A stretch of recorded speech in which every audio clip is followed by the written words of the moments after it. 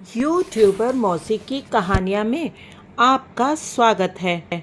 हम सुन रहे हैं हैरी पॉटर और रहस्यमयी तहखाना। अभी तक की कहानी में हमने सुना कि क्विडिच के मैच में क्योंकि नाग शक्ति के टीम को मैलफॉय के पिताजी ने बहुत अच्छी नंबर 2001 झाड़ुएं दे दी हैं, तो हैरी की टीम बहुत परेशान थी। लेकिन फिर भी हैरी किसी तरह से सुनहरी गेंद पकड़ने में कामयाब हो जाता है। हाँ, उसके पीछे पता नहीं क्यों एक पहलवान पड़ गया था जिसने कि हैरी के हाथ को तोड़ दिया था, और इसके बाद गिलरॉय लॉकहार्ट ने हैरी का हाथ जोड़ने की कोशिश में उसकी हड्डियां ही गायब कर दी थी। हैरी बहुत मना करता रहा, लेकिन लॉकहार्ट कहाँ मानने वाले थे। अब आगे क्या हुआ ये सुनते हैं। मैडम पॉम्फ्री ये देखकर बिल्कुल खुश नहीं हुई। उन्होंने उस बेजान चीज़ को पकड़ा जो आधा घंटा पहले तक अच्छी तरह काम करने वाला हाथ था। फिर वे गुस्से से बोली, तुम्हें सीधे मेरे पास आना चाहिए था। मैं 1 सेकंड में हड्डियां जोड़ सकती हूँ, परंतु उन्हें दोबारा बनाना, आप ऐसा कर तो सकती हैं ना? हैरी ने हताशा से पूछा। क्यों नहीं, मैं कर तो सकती हूँ, परंतु इसमें दर्द बहुत होगा। मैडम पॉम्फ्री ने चेहरा गंभीर बनाकर हैरी की तरफ एक पायजामा उछालते हुए कहा, तुम्हें आज रात को अस्पताल में ही रहना पड़ेगा। जब रॉन ने पैजामा पहनने में हैरी की मदद की, तो हरमाइनी हैरी के बिस्तर के चारों तरफ लगे पर्दे के बाहर रुकी रही। बिना हड्डियों वाले रबर जैसे हाथ को आस्तीन में डालने में थोड़ा समय लगा। अब तुम लॉकहार्ट का पक्ष कैसे ले सकती हो हरमाइनी, बताओ? हैरी की बेजान उंगलियों को आस्तीन से खींचते हुए रॉन पर्दे के पीछे से बोला। अगर हैरी को हड्डियां निकलवाना होती तो वो उनसे ये बात स्पष्ट रूप से कह देता। किसी से भी गलती हो सकती है, हरमाइनी बोली। और अब इसमें दर्द तो नहीं हो रहा है ना, है ना हैरी? नहीं, हैरी बोला, परंतु अब इससे कुछ और भी नहीं हो रहा है। जब वो बिस्तर पर लेटा तो उसका बेजान हाथ एक तरफ लटक रहा था। हरमाइनी और मैडम पॉम्फ्री पर्दे के पीछे से आई। मैडम पॉम्फ्री के हाथ में एक बड़ी बोतल थी जिस पर लिखा था अस्थिवर्धक, आज की रात तुम पर भारी पड़ेगी। उन्होंने धुआं उड़ाती बोतल से पूरा गिलास भरकर उसे देते हुए कहा, हड्डियों को दोबारा बनाना बहुत भयानक होता है। यही अस्थिवर्धक को पीने के बारे में सही था। इससे हैरी का मुंह जल गया और दवा के अंदर जाते समय उसका गला भी जल गया, जिससे वो खांसने और सी करने लगा। खतरनाक खेलों और अयोग्य शिक्षकों के बारे में बड़बड़ाती हुई मैडम पॉम्फ्री वापस चली गईं। वे रॉन तथा हरमाइनी को हैरी के पास छोड़ गईं ताकि वे पानी पीने में हैरी की मदद कर सकें। जो भी हो, हम जीत गए, रॉन बोला। उसके चेहरे पर मुस्कुराहट तैर रही थी। तुमने क्या खूब पकड़ा। मैलफॉय का चेहरा देखते वो तो जैसे हत्या करने पर उतारू दिख रहा था। मैं ये जानना चाहती हूँ कि उसने पहलवान पर जादू कैसे किया था, हरमाइनी ने उदास स्वर में पूछा। हम इसे उन सवालों की सूची में जोड़ लेते हैं जो हम उससे भेस बदल काढ़ा पीने के बाद पूछेंगे, हैरी ने अपने तकिए पर टिकते हुए कहा। मुझे आशा है कि उसका स्वाद इस दवा से बेहतर होगा। अगर उसमें नाग शक्ति के विद्यार्थियों की कोई चीज़ होगी तो वो इससे बेहतर कैसे हो सकता है? तुम शायद मजाक कर रहे हो, रॉन बोला। उसी समय अस्पताल के वार्ड का दरवाजा खुला। गरुड़ द्वार की टीम के बाकी खिलाड़ी कीचड़ में लथपथ और गीले कपड़ों में ही हैरी को देखने आ गए थे। अविश्वसनीय उड़ान थी हैरी, जॉर्ज बोला। मैंने अभी अभी मार्कस फ्लिंट को मैलफॉय पर चिल्लाते सुना है। वो मैलफॉय को डांट रहा था कि सुनहरी गेंद उसके सिर के ठीक ऊपर थी, परंतु वो उसे देख नहीं पाया। मैलफॉय बहुत खुश नजर नहीं आ रहा था। वे अपने साथ केक, मिठाइयाँ और कद्दू के जूस की बोतलें लाए थे। वो हैरी के बिस्तर के चारों तरफ खड़े हो गए। अभी वे अच्छी खासी पार्टी मनाने की तैयारी कर ही रहे थे कि तभी मैडम पॉम्फ्री वहाँ धड़ धड़ाती हुई आई और चिल्लाई, इस बच्चे को आराम की जरूरत है। इसकी 33 हड्डियां दोबारा उगना है। बाहर बाहर। और हैरी अब अकेला रह गया था। बेजान हाथ में टीस मारते दर्द से उसका ध्यान हटाने के लिए अब कुछ नहीं था। घंटों बाद हैरी खूब अंधेरे में अचानक जागा और उसके मुंह से दर्द भरी हल्की चीख निकली। उसे ऐसा लगा जैसे उसके हाथ में बड़े बड़े फोड़े हो गए हों। एक पल के लिए तो उसने सोचा कि वो शायद दर्द के कारण जाग गया था। फिर दहशत के रोमांच में उसे ये एहसास हुआ कि कोई अंधेरे में उसके माथे को गीले स्पंज से साफ कर रहा था। दूर हटो, उसने जोर से कहा। फिर वो पहचानते हुए बोला, डॉबी। घरेलू जिंदगी बाहर निकलती टेनिस की गेंद जैसी आंखें अंधेरे में हैरी को ताक रही थीं। उसकी लंबी नुकीली नाक पर एक आंसू बह रहा था। हैरी पॉटर वापस स्कूल आया, वो दुखी आवाज़ में फुसफुसाया। डॉबी ने हैरी पॉटर को चेतावनी दी थी, बार बार दी थी। आह सर, आपने डॉबी की बात क्यों नहीं मानी? जब हैरी पॉटर की ट्रेन छूट गई थी तो हैरी पॉटर वापस घर क्यों नहीं गया? हैरी जैसे तैसे अपने तकिए में टिक कर बैठा और डॉबी के स्पंज को दूर हटाया। उसने पूछा, तुम यहाँ क्या कर रहे हो और तुम्हें कैसे मालूम है कि मेरी ट्रेन छूट गई थी? डॉबी के होंठ थरथराए और हैरी को अचानक शक हो गया। उसने धीमे से कहा, तो वो काम तुमने किया था, तुमने बैरियर को बंद कर दिया था ताकि हम उससे ना निकल पाएं। बिल्कुल सही कहा सर। डॉबी अपने सिर को तेजी से हिलाते हुए बोला। उसके झूलते हुए कान हिल रहे थे।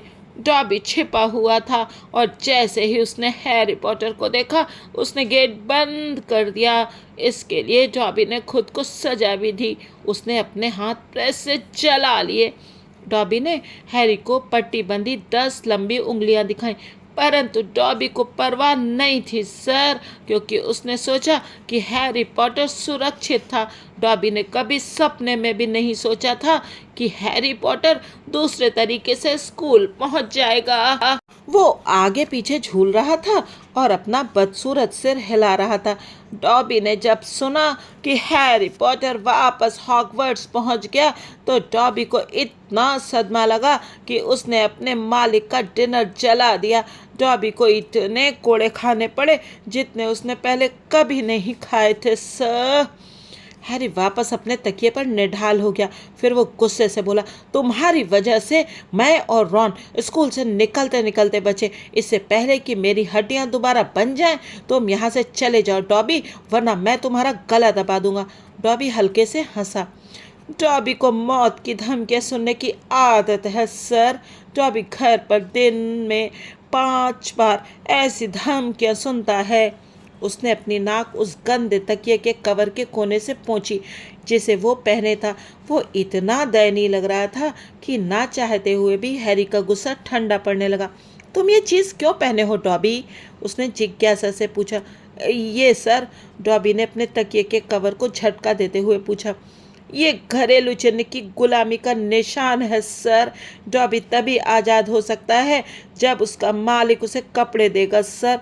परिवार इस बारे में इतना सावधान रहता है कि डॉबी को एक मोजा तक ना दिया जाए सर, क्योंकि तब वो हमेशा के लिए आज़ाद हो जाएगा। डॉबी ने अपनी बाहर निकली आंखें पोंछी और अचानक बोला, हैरी पॉटर को घर जाना चाहिए। डॉबी ने सोचा था कि उसका पहलवान ये काम कर देगा। तुम्हारा पहलवान? हैरी ने कहा। अब उसका गुस्सा एक बार फिर बढ़ने लगा था। तुम्हारा क्या मतलब है, तुम्हारा पहलवान? तुमने उस पहलवान से मुझे मारने की कोशिश की थी। मारने की नहीं सर, डॉबी आपको कैसे मार सकता है? डॉबी ने सदमे में आते हुए कहा। डॉबी हैरी पॉटर की जान बचाना चाहता है। यहाँ रहने से तो अच्छा है कि हैरी पॉटर बुरी तरह घायल होकर घर वापस चला जाए सर। डॉबी हैरी पॉटर को सिर्फ इतना घायल करना चाहता था कि उसे घर भेज दिया जाए। अच्छा, बस इतना ही चाहते थे? हैरी ने गुस्से से कहा। क्या तुम मुझे ये बता सकते हो कि तुम मुझे टुकड़ों में घर क्यों भेजना चाहते थे? आहा, अगर हैरी पॉटर को पता होता, डॉबी कराहते हुए बोला। उसके फटे हुए तकिए के कवर पर और आंसू टपकने लगे। अगर उसे पता होता कि वो हमारे लिए कितना महत्वपूर्ण है, जादुई दुनिया के हम जैसे दबे कुचले शोषित दमित जीवों के लिए वो कितना मायने रखता है। डॉबी को वो समय याद है जब तुम जानते हो कौन का बोलबाला था सर। हम घरेलू जिन्नों के साथ कीड़े मकोड़ों जैसा बर्ताव किया जाता था। जाहिर है डॉबी के साथ तो अब भी वैसा ही बर्ताव होता है सर। उसने ये स्वीकार करते हुए तकिए के कवर पर अपना चेहरा सुखाया। परंतु सर, जब से हैरी पॉटर ने तुम जानते हो कौन को हराया है, तब से अधिकांश घरेलू जिन्नों के जीवन में काफ़ी सुधार हुआ है। हैरी पॉटर बच गया, उस शैतान जादूगर की शक्ति चली गई और एक नई सुबह हुई सर। और हैरी पॉटर हम जैसे लोगों के लिए आशा की एक किरण बन गया, जो सोचते थे कि अंधेरे दिन कभी खत्म नहीं होंगे सर।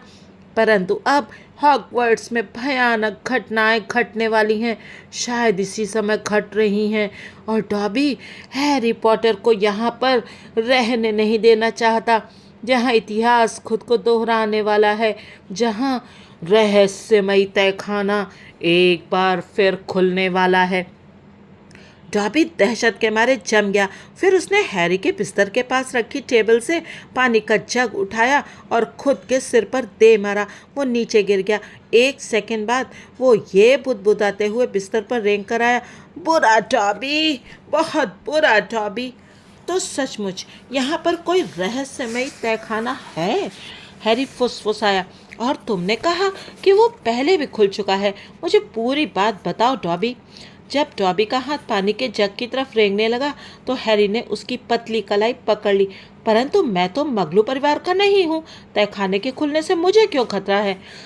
सर, कुछ मत पूछे, बेचारे डॉबी से कुछ मत पूछे, घरेलू जिन्न ने अटकते हुए कहा। उसकी आंखें अंधेरे में बहुत बड़ी दिख रही थी। इस जगह पर भयानक घटनाएं करने की साजिश रची गई है, और जब वे होंगी तब हैरी पॉटर को यहाँ नहीं रहना चाहिए। घर वापस जाओ हैरी पॉटर, घर वापस जाओ हैरी पॉटर। हैरी पॉटर को इसमें नहीं उलझना चाहिए सर, ये बहुत खतरनाक है। ये कौन कर रहा है डॉबी? हैरी ने पूछा। उसने डॉबी की कलाई कस कर पकड़ रखी थी ताकि वो पानी का जग उठाकर एक बार फिर खुद का सिर न फोड़ने लगे। इसे किसने खोला था? इसे पिछली बार किसने खोला था?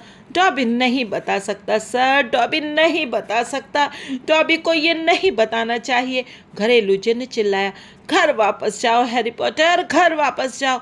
मैं कहीं नहीं जा रहा हूँ, हैरी ताव में आकर बोला। मेरी बहुत अच्छी दोस्त मगलू है।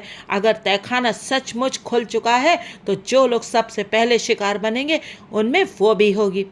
हैरी पॉटर अपने दोस्तों के लिए अपनी जान जोखिम में डाल रहा है, डॉबी ने कराहते हुए एक तरह से दुख और उल्लास के मिश्रित स्वर में कहा। इतना महान, इतना बहादुर, परंतु उसे खुद को बचाना चाहिए, हर हाल में बचाना चाहिए। हैरी पॉटर को यहाँ नहीं। डॉबी अचानक जम गया। उसके चमगादड़ जैसे कान कांपने लगे। हैरी ने भी आवाज़ सुन ली। बाहर गलियारे में आते हुए कदमों की आहट सुनाई दे रही थी। डॉबी को जाना होगा, घरेलू जिन्न ने आतंकित होकर कहा। एक चुटकी बजी और हैरी की मुट्ठी में अब डॉबी की कलाई के बजाय सिर्फ हवा थी। वो फिर से बिस्तर पर लुढ़क गया। उसकी आंखें अस्पताल के वार्ड के अंधेरे दरवाजे पर टिकी थीं, क्योंकि कदमों की आवाज़ करीब आती जा रही थी। अगले ही क्षण डंबलडोर दरवाजे से अंदर घुसे। उन्होंने एक लंबा ऊनी ड्रेसिंग गाउन और नाइट कैप पहन रखी थी। वे उस चीज़ का एक सिरा थामे थे जो मूर्ति की तरह दिख रही थी। 1 सेकंड बाद प्रोफेसर मैकगोनागल नजर आई, जो उस मूर्ति के पैर थामे थी। दोनों ने मिलकर उसे एक बिस्तर पर डाल दिया। डंबलडोर फुसफुसाए, मैडम पॉम्फ्री को बुलाओ। और प्रोफेसर मैकगोनागल हैरी के बिस्तर के पास से तेजी से गुजरते हुए ओझल हुए। हैरी शांति से लेटा रहा। वो ऐसा अभिनय कर रहा था जैसे वो सोया हुआ हो। उसने व्यग्रता भरी आवाज़ें सुनी और फिर प्रोफेसर मैकगोनागल दोबारा नजर आई। उनके पीछे मैडम पॉम्फ्री थी, जो अपने नाइट गाउन के ऊपर कार्डिगन पहन रही थी। उसे उनके तेजी से सांस लेने की आवाज़ें सुनाई दे रही थीं। क्या हुआ? मैडम पॉम्फ्री ने डंबलडोर से फुसफुसाकर पूछा और बिस्तर पर लेटी मूर्ति पर झुक गई। एक और हमला हुआ है, डंबलडोर ने कहा। मिनर्वा को यह सीढ़ियों पर मिला। इसके पास ही अंगूरों का एक गुच्छा मिला, प्रोफेसर मैकगोनागल बोली। हमें लगता है कि ये छुप कर यहाँ पॉटर से मिलने आ रहा था। हैरी के पेट में अचानक भयानक उथल पुथल मच गई। बहुत धीमे से, सावधानी से उसने खुद को सिर्फ कुछ इंच ऊपर उठाया ताकि वो बिस्तर पर लेटी मूर्ति को देख सके। चांद की एक हल्की किरण मूर्ति के घूरते चेहरे पर पड़ रही थी। वो मूर्ति नहीं, कॉलिन क्रीवी था। उसकी आंखें चौड़ी थीं और उसके हाथ उसके सामने बंधे हुए थे, जिनसे उसने कैमरा पकड़ रखा था। बेजान किया गया है? मैडम पॉम्फ्री ने फुसफुसाकर पूछा।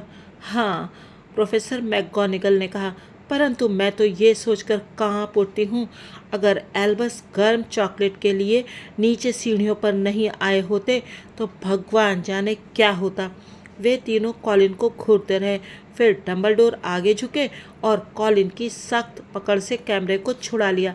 प्रोफेसर मैकगोनागल ने उत्सुकता से पूछा, आपको ये तो नहीं लगता कि ये लड़का हमलावर की फ़ोटो लेने में कामयाब हो गया होगा? डंबलडोर ने कोई जवाब नहीं दिया। उन्होंने कैमरे का पिछला हिस्सा खोला। ओफो, मैडम पॉम्फ्री ने कहा। कैमरे से धुएं का एक झोंका बाहर निकला। 3 बिस्तर दूर लेटे हैरी को जलते प्लास्टिक की तीखी बदबू आई। पिघल गई, मैडम पॉम्फ्री ने हैरानी से कहा। पूरी रील पिघल गई। इसका क्या मतलब है एल्बस? प्रोफेसर मैकगोनागल ने अधीरता से पूछा। डंबलडोर ने कहा, इसका मतलब ये है कि रहस्यमयी तहखाना सचमुच खुल चुका है। मैडम पॉम्फ्री ने अपने मुंह पर हाथ रख लिया। प्रोफेसर मैकगोनागल ने डंबलडोर को घूरा। परंतु एल्बस, निश्चित रूप से किसने? सवाल ये नहीं है कि किसने, डंबलडोर ने कहा। उनकी आंखें कॉलिन पर टिकी थीं। सवाल ये है, कैसे? हैरी प्रोफेसर मैकगोनागल के छाया में छुपे चेहरे को जितना देख सकता था, उससे ये स्पष्ट था कि उन्हें भी इससे उतना ही समझ में आया था जितना कि उसे आया था। चलिए, आज हैरी को यही अस्पताल में हड्डियां उगने के लिए छोड़ देते हैं। अगले भाग में जानेंगे, अगर रहस्यमयी तहखाना खुल चुका है तो उसे किसने खोला और कौन है नाग शक्ति का वारिस, और जो मगलू बच्चों पर हमला कर रहा है वो कौन है? कौन सा भयानक जानवर रहस्यमयी तहखाने में कैद है और वो कैसे रात में बाहर निकलता है? क्या उसको पकड़ा जा पाएगा या नहीं? ये सब बातें तो हम जानेंगे आगे की कहानी में, और इसके लिए आपको बने रहना होगा यूट्यूबर मौसी की कहानियों में। मैं आपसे बार बार बता रही हूँ कि जो आपने हैरी पॉटर की फिल्म देखी है और जो हैरी पॉटर की बुक है, उसमें बहुत सारे अंतर हैं। जो हैरी पॉटर की किताब है उसमें बहुत ज़्यादा डिटेल में चीज़ें लिखी हुई हैं, और जब आप इस किताब को पढ़ते हैं तो आप एक ऐसी रहस्यमय दुनिया में पहुंच जाते हैं जहां पर आपको खुशी, दुख, रोमांच और प्रेम का एहसास होता है।